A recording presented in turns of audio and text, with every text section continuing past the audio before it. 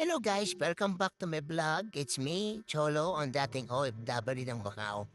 So dito papakita ko sa inyo yung binili nating bagong sandata, ang FX R8.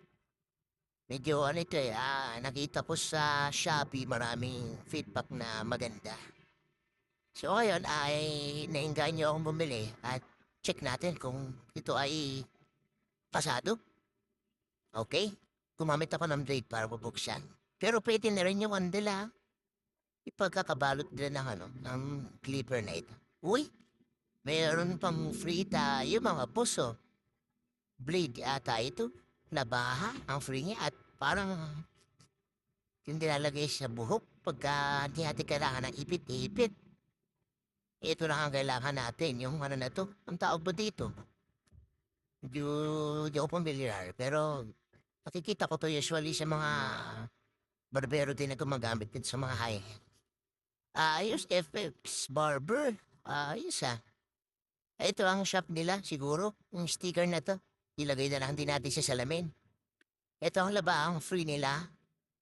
Pwede na. Kasi free lang eh. Pero kung sakaling magkaroon ng problema, yung isang labahan natin, pwede natin ang palitan. Meron tayong pampalit. Okay, so ito. Buksan natin to. Para makita natin yung laman. Excited na rin ako eh. Parang, crispy. Uy. Okay din ang color black and red. Pero ang pinili ko, itong neon green kung tawagin to. Kulay green siya, para kakaiba. Kasi kadalasan classic color, mga black, ganyan. White, ito green ang pinili ko para mas astig ang itsura niya. Parang yumayari talaga ng pang battle talaga eh. No? Alright? So, check natin mamaya yan. So, tingnan muna natin yung mga previous niya or anong kasama nito. Okay, so mukhang kompleto siya. Meron siyang hanggang 6 card ito. Meron siyang 1.5. Simula ano ba yun? Dati walang libreng 1.5 na card, no? Ngayon kasama na sa mga talaga. Sinama na nila kasi napakahalaga na 1.5 card. Ito naman ang kanyang charger.